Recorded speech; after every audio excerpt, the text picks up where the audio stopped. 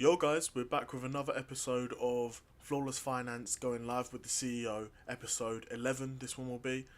And like we normally do, we talk about a wide range of topics, anything from basketball, sports, football, Olympics, politics, business, economics.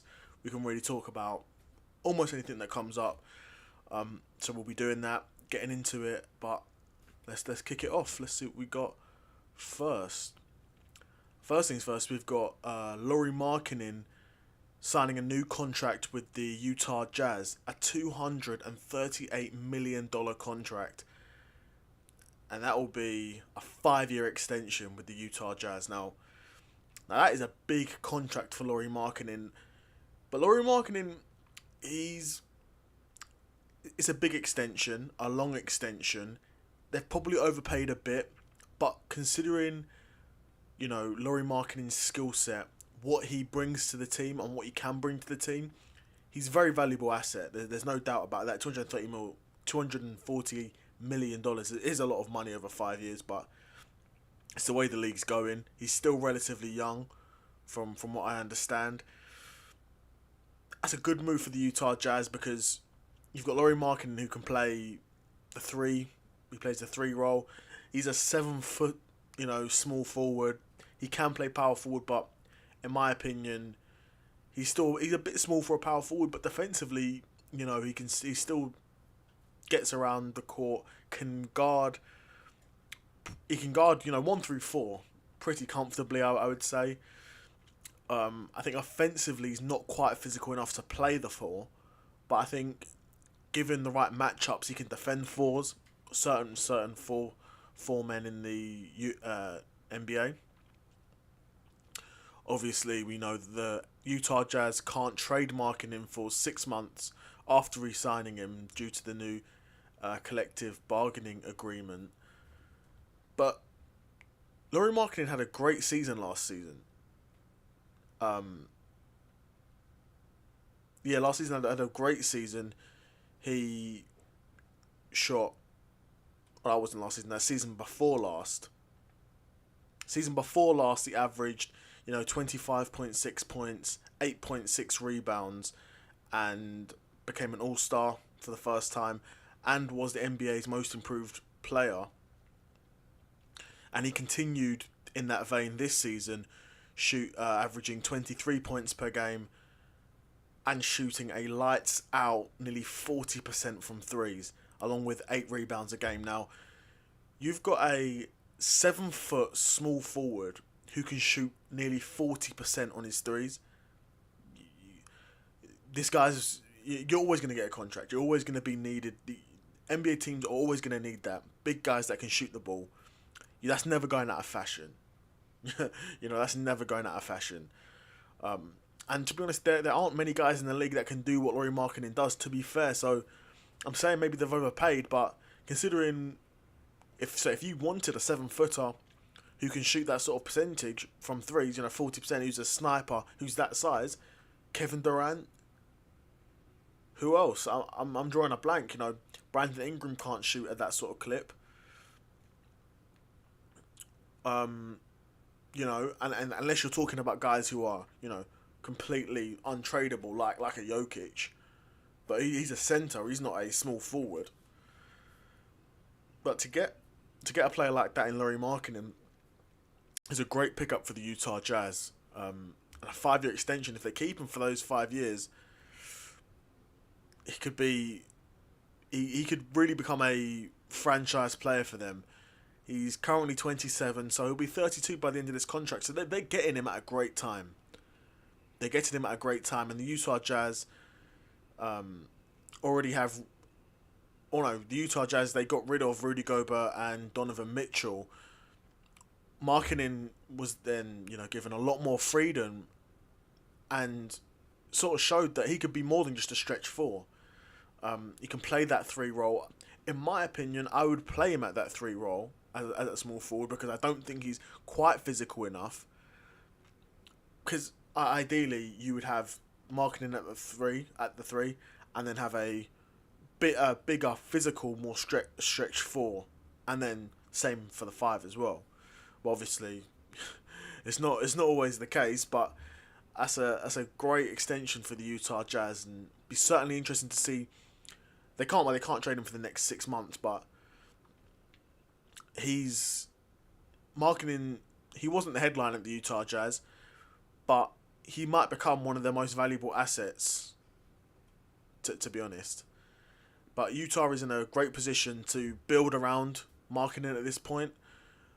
They can either build around him. You've got a 7-footer who can shoot 40% from three, so you can build around him, or you've got him in a good. You're paying him a lot, but it's a long contract, so you could trade him for some picks down the road if you want to continue a rebuild. So Utah Jazz are in a very very interesting position with that, and definitely an interesting signing. Would be keen to know what you guys thought of Lauri Markkanen signing an extension with the Utah Jazz. Let me know. Next, we've got Somerville, who's just signed for West Ham Football Club from Leeds in the Championship. I believe the fee's around 29-30 million. In my opinion, I think this is a great signing for West Ham. I think he's a player who's kind of slept on, to be honest. He's a winger, predominantly a left winger. He's got a nice right foot on him. So he's a left winger who cuts inside and can score. And can score them inside, those sort of finesse shots almost. Cut inside and score those great goals. He signed a 5-year deal at West Ham, so that they're holding on to him. He's only young. He's only 22, born the same year as me. But Somerville, only 22. I think a very interesting talent. Had a really good season last season at Leeds in the Championship. I have a feeling he may have won Championship Player of the Year or something like that. But if he didn't, a great season nonetheless. And similar to, you see these players every now and again in the Championship. He scored 21 goals last season. So you see players like him around in the Championship. Your Somerville, he reminds me perhaps of a Elise and Eze, where he's a young, skillful player. He's in the Championship plying his trade, but he's destined for much bigger things. And this move to West Ham is sort of evident of that. I think he's definitely in that similar ilk of player, Eze, Elise, where got that experience in the Championship. You're still young, but you've got that experience now. You're up to the Premier League, and you're going to contribute in a major way for a team like West Ham, without a doubt. I think he'll be looking to replace Benrahma. The Benrahma transfer for West Ham hasn't worked out. It's a shame. Benrahma was a player that I really, really liked at Brentford. I really enjoyed him at Brentford and was excited for him to go to West Ham. It was exciting for me. I thought, you've got a player like Benrahma, a team that West Ham had at the time. It was a very defensive team. So you're thinking, okay, they're bringing in Benrahma. Hopefully he can unlock that more attacking play, that attacking flair. But Benrahma, to be fair, he looks a lot bigger as well. Benrahma looked out of shape, to be honest. He really wouldn't do anything with the ball. And it's a player that would actually get a lot of game time. David Moyes, who was manager at the time, he would play him a lot. I remember seeing Benrahma start in a lot of games and he would do nothing. He would get the ball, he'd dribble, lose it, or pass it back. And if, on the odd occasion when he did manage to get a cross in, he'd find no one. So he really wasn't an efficient player at all, playing down that left side or anywhere. I mean, he didn't really play anywhere else. He did play on that left side, but he wasn't efficient at all. He would get back defensively, okay, but nothing worth keeping him for. That was definitely a position that needed strengthening. Now West Ham definitely have an interesting squad now that they've signed Somerville. They also signed Fulkrug, the German striker. So, and that offense, it did need a bit of an overhaul, because you look at that offense. Yes, you have Kudus, who's a new signing. Bowen, he's been there for a few years now, good player. You had Antonio, who's injury prone and old. and at this point isn't incredibly clinical. Isn't incredibly clinical at this point. And then you've got Ben Rama, who's just been a bit of a waste of time. So if you're bringing in Fulkrug up front and Somerville for the left wing, you've now got Bowen or Kudus that can play on the right wing. And you've got Paqueta. It's a much more attacking team, and it'll be interesting to see what Julian Lopetegui, the new West Ham manager, can do with this team. It's a bit of a shame because they had a good manager in David Moyes. David Moyes won a trophy with West Ham. So in my opinion, you had Moyes, an experienced manager, a manager who was doing really good things with West Ham. You let him go, you bring in this new manager, and now you start spending this money and bringing in these flair players. West Ham done this before when they got rid of Moyes originally, and they brought in Pellegrini. They done the same thing. You had Moyes, then you got a new manager, then you started bringing in all these flair players. You've got a new manager, new team. Of course, it's going to affect the dynamic, but it's up to West Ham. Lopetegui's had a decent career, but to be honest, it's not that outstanding of a career. To be honest, he's not really Let's have a look. I don't think he's really excelled at many of the clubs he's been at. Let's have a look though.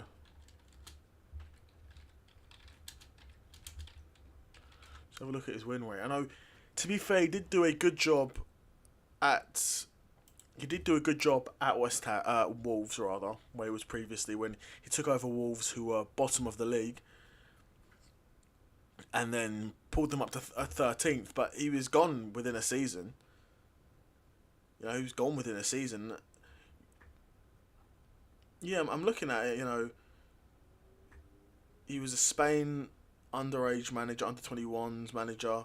Porto, he was at Porto, done a decent job at Porto, but Porto, especially during this time, one of the best teams in Portugal. So, but people use it as a criticism, but as a manager, you have to maintain that standard. Don't think it's going to be an easy job for whoever succeeds Pep. Just because you're joining the best team doesn't mean you're guaranteed to win the league. You have to maintain that standard.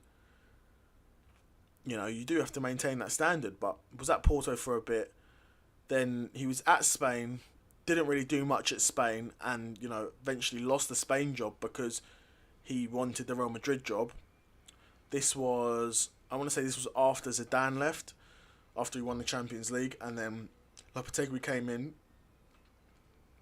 Lopetegui goes into Real Madrid, does awful for Real Madrid standards, does awful and gets sacked.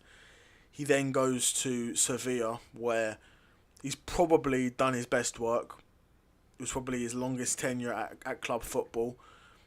And most matches he's managed, was at by far at Sevilla. So he'd done a good job at Sevilla in a team where the expectations obviously aren't going to be gigantic. You're not a Real Madrid. You're not expected to win the league or worst case finish top 2.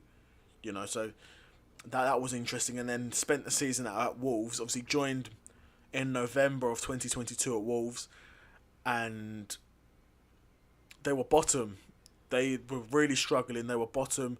He then comes in and sort of fixes their season. I think they ended up finishing 13th with him there. But then he leaves in the summer. A bit of controversy there, Lopetegui leaves in the summer. Apparently, it was around transfer signings that he was initially promised that now came to light that he wouldn't be able to get those signings, so he just left. And now he's at West Ham, and one of his signings is Somerville, who he's had a great career so far. Grew up in the Netherlands, came through the Feyenoord Academy. And then Leeds bought him for €6 million, and now, had a good career at Leeds, few seasons there. Last season was his breakout season, but even season before was decent. He was showing promise, and then last season was his breakout, and now West Ham have signed him. Should be interesting. But you guys let me know, what do you think is going to be happening for West Ham going forward? Do you think Somerville's a good signing? Do you think Lopetegui will succeed? I'll be really interested to know what you guys think. Um, yeah, let me know what you guys think. Do-do-do-do-do. Let's, yeah. Okay. Okay, there's also rumours around Manchester City and Argentinian striker Julian Alvarez making a huge move for £95 million to Atletico Madrid. Now, £95 million, it goes without saying, it's a lot of money. Right? It's a lot of money. But do you think he's worth it? I suppose is the question. 95 million, considering the striker market at the moment, which, to be honest, the striker market has been bad for so long. I think that sort of represents a change in where football's heading, though, where, previously you had comparatively smaller transfer fees, but strikers were getting more of the goals, whereas now it's way more spread out between the teams. You don't have strikers getting 20, 25, 30 goals a season anymore, because you have a winger chip in with 10, 12, you have an attacking mid chip in with 7 or 8, and then your striker will be getting 13, 14, 15 goals. So it's a lot more spread out. But Julian Alvarez to Atletico Madrid, it could work. Obviously, it's going to be a huge change of pace for him, where you're going from Pep's tiki-taka to Simeone's changing tactics. So definitely be prepared for that. But Man City are in their bag with this one, because if they're able to get £95 million for their second choice striker, then that represents insane transfer acumen. Because you've got Julian Alvarez, who, yes, is a striker, but where you've had Haaland at Manchester City, if he wanted to get any game time, he's going to have to slot in at other positions. He's played right wing, he's played behind the striker, attacking mid, played left side, but no, he's played him attacking mid and right wing predominantly, even though he's a striker. But that's just to get him on the pitch, because if you've got Haaland, who's scoring goals at a ridiculous rate, even last season when he wasn't that efficient at all, was actually, in my opinion, a pretty bad season for Haaland, but we'll get into that. But Haaland still scored. He was up there for scoring. I think he might have even won top goal scorer. I think. Don't quote me on that, but that was a bad season for him. So in a bad season, your number one striker is still finishing top goal scorer of the league. And Julian Alvarez, he's a footballer like all the other footballers. He wants to play. He's still young. He's only 24.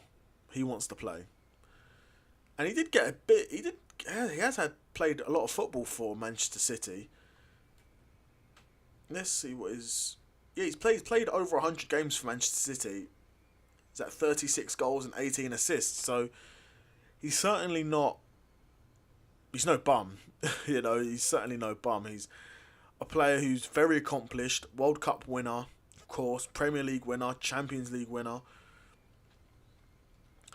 He's won everything there is to win in terms of, global football, English football, of course. But I definitely think he could represent a new challenge for Julian Alvarez. A new challenge. So I'd be really keen to know, what do you guys think of Julian Alvarez going to Atletico Madrid? Do you think it's going to be a good fit? Do you think he'll slot in nicely to Atletico's play, or do you think Atletico are really massively overpaying for him and doesn't represent good value in the transfer market? Be really interested to know what you guys think. Okay, what else have we got?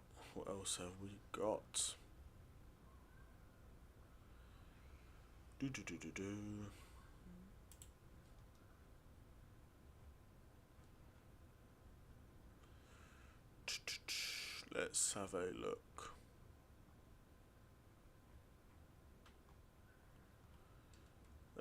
have a look. What else we got? That could be it. Let me not pretend that could be it. How long we've been going for? 19 minutes. Not bad. Not bad at all.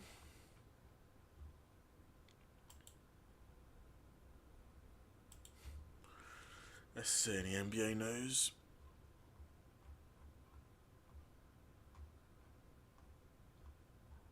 Let's see what we've got. Really not interested in the Olympics. More so just the NBA. It really ain't got too much though. Mostly because everything, yeah, like I said, everything is focusing on the Olympics.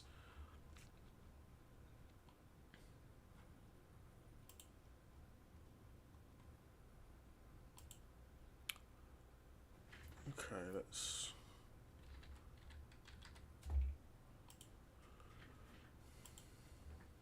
Do do do do do. Do-dum.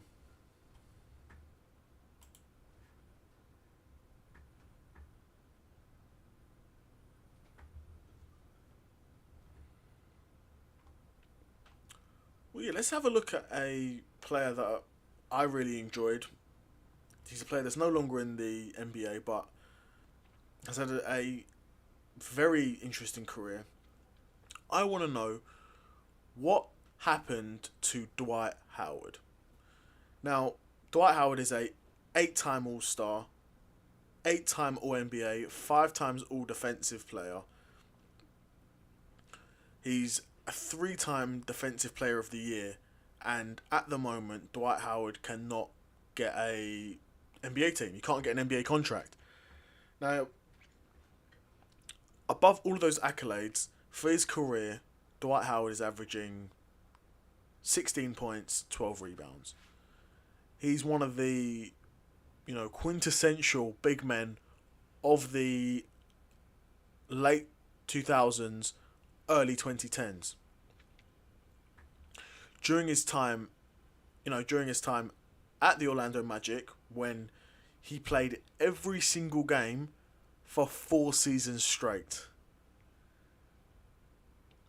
Imagine that. I'm going to say that again. He played every single game for 4 seasons straight. That's an insane run for someone so big, someone so athletic. He's a player who's 6'10", 265. I'm not sure if he was 265 when he started his career, but has always been a genetic freak. Always. In terms of, like I said, the blocks, he's a 2-time blocks champion. So 2 seasons he had the most blocks in the league, which is, like I said, insane. He's always been a genetic freak. But that period in Orlando, he absolutely dominated. It didn't result in Orlando winning a championship or anything, but we're looking at a guy averaging 17 points a game, 12 rebounds, 20 points a game, 14 rebounds, nearly 3 blocks a game at a point. That's a truly insane clip to be, a truly insane stat line for your centre, your premier centre for your franchise to be dominating. Won Defensive Player of the Year 3 times in a row. Was an All-Star. How many times was he an All-Star? We said before. An 8-time All-Star. An 8-time All-Star.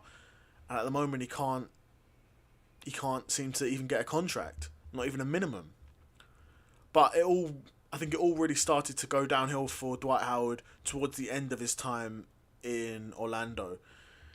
And even though we look at his numbers, his last season in Orlando, he played a lot less games, but he still averaged 20 points a game, 14 rebounds, 2 blocks, 1.5 steals. Very, still, in my opinion, very impressive stat line, but obviously played 54 games. It also understood there was some tension between himself and the head coach, which obviously I think definitely contributed to them. That the head coach ended up leaving, but also I think what people also underestimate in these situations is you've now got that perception around the league with owners, with GMs, as you're someone who, if you don't get your way, you'll make it a decision for that GM. It's me or the head coach. And at Dwight Howard's level, they're going to pick Dwight Howard, but come that contract renewal time, that's all going to be taken into account. They're going to say, yeah, he's a great player, but he causes problems.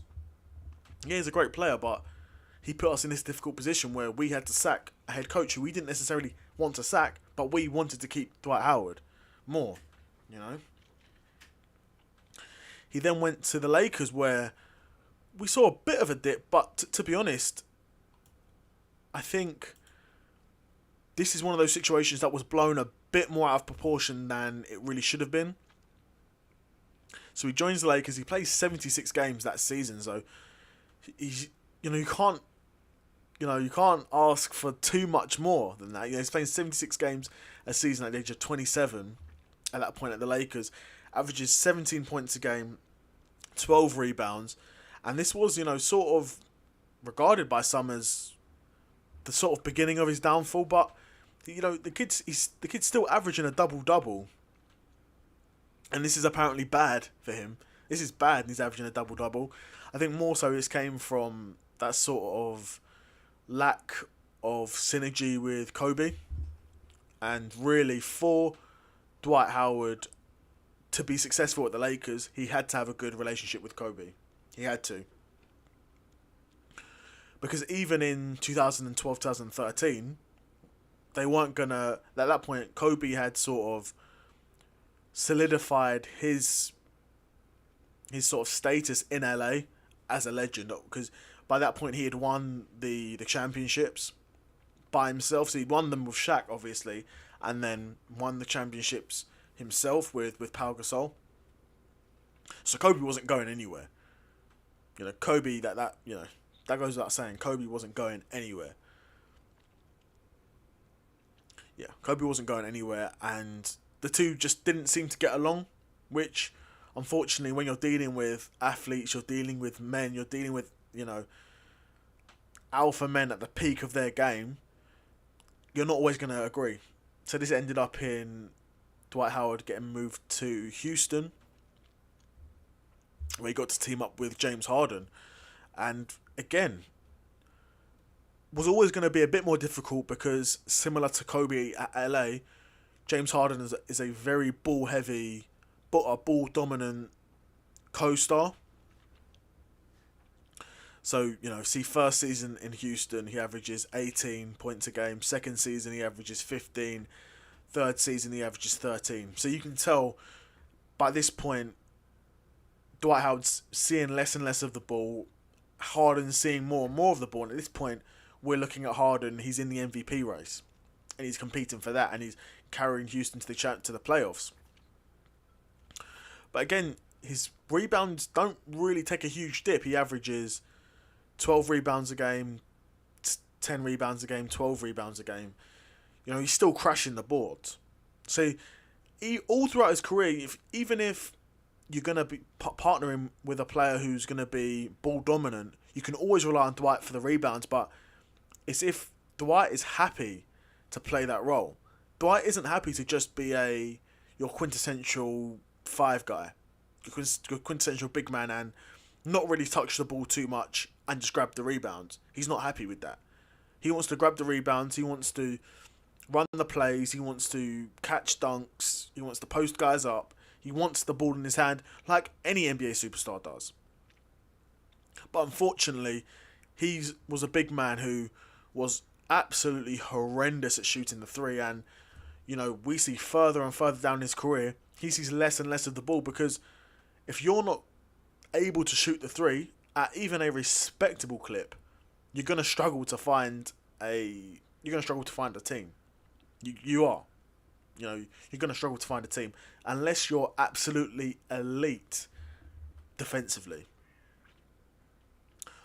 Absolutely elite defensively, and a very good playmaker as well. And even though I think Dwight was potentially an underrated playmaker, he's averaging at most 2 assists a game. So if you're a guy who can't play make, can't shoot the three, but you're a good rebounder, that's what you're going to be used for. You're going to be used to crash the boards. Obviously, we know Dwight wouldn't be happy with that. He then went to the Atlanta Hawks, averaged 13 and 13 nearly. So again, a good season. But by this point, Dwight Howard really wasn't in these conversations anymore. He was, the years of him being an all-star was gone. The years of him being DPOY have gone. The years of him, leading the league in total blocks for a season is gone. So I think at this point, he's probably doing a bit of ring chasing, to be honest. He's going from team to team. End of his career, he's going from team to team. He goes to Atlanta, he goes to Charlotte. Looks like he has a pretty good season at Charlotte, to be fair. Averages 16 and 12 for the season at Charlotte. And goes to Washington. Only plays 9 games at Washington, so I'm not sure what happened there. If it was an injury or what happened there. I'm not sure. Then goes to the Lakers. And this is really when sort of feels like Dwight accepts this role that he's going to be given. That, at this point in your career, Dwight, you're not even what? I'm thinking he's not even third option on offense, really. But at best, you're the third option on offense. That's what it's going to take for someone like Dwight Howard to win a championship at this point, which may have been the case his entire career. But you start at Orlando, you're the main man off the bat. So you're not going to be. They're not going to be bringing in 2 other superstars to run the show to win a ring. No, Orlando were like, we've got Dwight Howard, we're building around Dwight Howard. But was Dwight Howard ever good enough to be built around? Is the real question. We know now he wasn't. His career's been and gone. We know now for a fact he wasn't good enough to be built around. But he's good enough to be a piece on a championship winning squad, which is what he was. And it was a great fit because we had the Lakers would run a starting 5 of, I don't know, whoever they would be playing at the 2 guard. If they're playing KCP at the 2 guard potentially. You're playing Rajon Rondo at the point guard. You're playing LeBron at the 3, AD at the 4, and then Dwight Howard at the 5. So at that point, even Rajon Rondo is probably preferred on offense over Dwight Howard at this point, because at least Rajon can shoot threes and can play make, and he can more than just play make. He's a tremendous playmaker. He's a great playmaker and can shoot threes. You've got Dwight Howard who can get rebounds. And that's about it. So he gets rebounds. Okay, you can play the 5 guard. You can play the 5 man then. You can play center. But don't expect to see loads of the ball. And we saw that. We saw exactly that. He averaged 7 points a game and 7 rebounds, which isn't bad at all. It's not bad at all when this is your role at this point. He was in the voting for 6th man of the year. He was off the bench a lot of the time. I would have liked to see. I understand that playing AD and Dwight, starting them and playing them both from the court at the same time wouldn't be ideal because neither of them can really shoot threes. I know that season AD was more respectable from 3, but AD can't shoot threes. Dwight really can't shoot threes. So they had to get a lot of that shooting from KCP, from Rajon Rondo, a bit from LeBron. But, that season saw Dwight Howard do what every NBA player wants to do, what every NBA fan wants to do. He won a championship. He won a championship with the Lakers, so he done that, and then, not even 2 seasons after, he was gone from the league. He went to Philly. Averaged 7 points, 8 rebounds. And then he went back to the Lakers. I don't remember that time. He went back to the Lakers 21-22, averaged 6 points and 6 rebounds. And that was it for Dwight Howard. And now he's playing in Taiwan. But once you're out the NBA, and I think once you're out the NBA and once you're seen playing elsewhere, you're not coming back. That's it for you. But Dwight Howard, a player with a bit of controversy in his career, potentially at the Lakers and towards the end at Orlando. But I think Dwight Howard's legacy will be that he was one of the league's best, rebounders, one of the best defenders, one of the best rim protecting defenders the league had seen, especially for the period that he was active, the late 2000s, early 2010s. Defensively, one of the best. Great rebounder, able to block shots at a very impressive clip, and was a player that could put the ball in the basket. He would get buckets. He couldn't make his own shot. He couldn't really dribble. He didn't have a deep bag, but he was effective at what he was. He was effective at what they needed him to be, particularly at Orlando. He was the quintessential early 2010s, late 2000s center. He was an absolute physical monster. I remember seeing clips of him at Orlando, and those shoulders were like Death Stars, bro. They were insane how big those shoulders were. But yeah, we now know, Dwight Howard, he's out of the league. I don't think he'll be back. He's doing podcasting now, so more power to him. But that's what's happened with Dwight Howard. I'd be really curious to know, what do you guys think of Dwight Howard's legacy? Do you think he should still be in the league? Do you think he will ever come back to the league? Or do you think that's sort of it for him and he'll just see out his days in Taiwan? Be super interested to know. So let me know, guys, what you think. All right then. Well, I'm gonna be out. Take care. Peace.